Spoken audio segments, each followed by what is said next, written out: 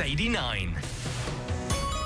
BBC Essex. The Duke and Duchess of Cambridge have been out and about this week. That's Kate and Wills, of course. They're doing a 3-day train journey to say thank you to key workers and NHS staff, but it included going into Scotland and also into Wales, which didn't go down too well with the governments there. Instead of welcoming them into Scotland, Nicola Sturgeon reminded the royals that it was illegal to enter Scotland without a reasonable excuse. And there was a similar reaction from the Welsh government as well, where it's still illegal to cross the border from England to Wales. But the royals were travelling on a private train. It was a trip to say thank you to key workers. They observed all the social distancing rules, etc., when they were there. And they are royals of the entire United Kingdom. So should they have gone or not? 0800 111 40 41. Thomas Mace-Archer-Mills is the founder and director of the British Monarchist Society and joins me now. Thomas, I have never welcomed a 3-barreled person's name to my show before, so welcome to the programme. Well, thank you so much for having me, Sadie. It's fantastic to be here to discuss the Cambridges. Yes, so what do you make of their visit? Well, I mean, the whole thing, let's call it for what it is. They were damned whether they do or damned whether they don't. I mean, we look at the devolved administrations and there's something that they have to prove. But the Duke and Duchess were doing their job. And it states right in these sorts of rules that if you are doing your job, you are able to cross the borders within the nation. We are one country. We are united. And they are the Duke and Duchess. They're the future king and queen of this nation.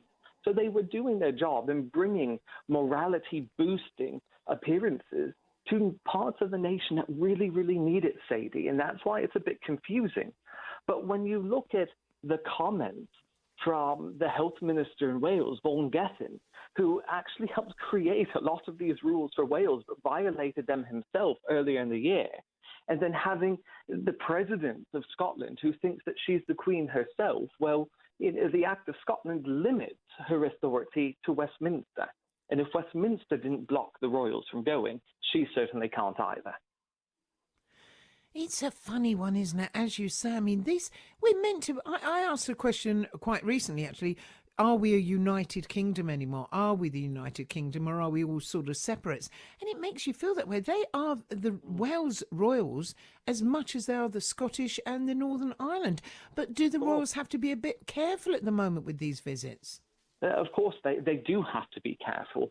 But this is the thing. If they had taken a 1,250-mile train journey just throughout England, well, then the representatives from these devolved communities or devolved nations would say, wait a minute, you're pushing a pro-England agenda. You didn't bother to come and see us. What's going on here? I guess England and the United Kingdom is not paying attention to us. So you know what? We're going to go on our own. Whereas now we have the royal family, the Duke and Duchess, Wills and Catherine, going out there and saying, look, we're coming to the people of your devolved nations because we are one, and we are the future king and queen of everybody here. Why are you getting on us for doing something that only we can do, that you are not able to do as a politician? So it's all about personal agenda and political party line agenda with these devolved administrations. As founder and director of the British Monarchist Society, what's the situation in Scotland and Wales and Northern Ireland like towards the royals? You know, is there animosity there or is there support? Well, we have to look at each nation individually, but the way it is, not every member of the SMPs are Republicans. Not everyone in Scotland or Wales is a Republican. There is such strong support for Her Majesty the Queen and, of course, William and Catherine, that it's very difficult to gauge the polls, because when we remember back to the referendum in Scotland, they said, oh, well, we're going to keep the Queen as the head of state. But then we saw after that there was this other SNP person who came out who was quite high up in the party and said, look, we said that just to get the unionist vote. It didn't mean that we actually meant it. And that was the SNP's Humza Yousaf, who stated that. So there is such high support for the royal family because it is the preeminent institution of the United Kingdom. That's what it is. We all want to belong to something bigger and better that promotes us across the ocean. But there's that small faction that wields a lot of sway for the public, such as the SNP, such as Welsh Labour, where they do anything they can to detract from popularity, make it a political issue, and say, why should this one family have all the power when we want it for ourselves and we can do more for you than what they can? Well, how is that working out in Scotland and Wales for the people? Oh, while I've got you on, Thomas, can I ask you as well about Meghan and Harry and their effect, what they're having, or what people are saying about that? Are you losing support? Well, no, we're not losing support at all. I think a lot of people are at odds. They feel abandoned by the Duke and Duchess of Sussex. And early in the year, I went and I defended them against the Council for Brighton and Hove when they wanted to strip them from everything. And I said, but you can't do that. Only the Queen can do that.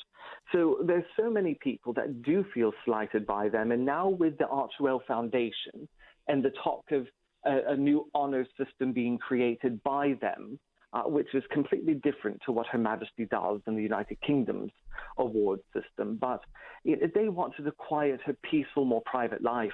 Well, why aren't Harry and Meghan allowing Harry and Meghan to have what they left the royal family for?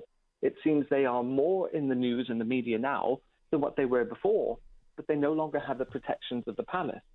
So it really is a catch-22 with them as well, because they are still members of the royal family, although they're not senior in carrying out duties anymore. So it is a bit of a quandary that we all find ourselves in. Thomas Mace-Archer-Mills, thank you so much for joining us. I've really enjoyed our conversation. Hopefully we'll speak again in the future at some point. Thank you very much indeed. Founder and director of the British Monarchist Society.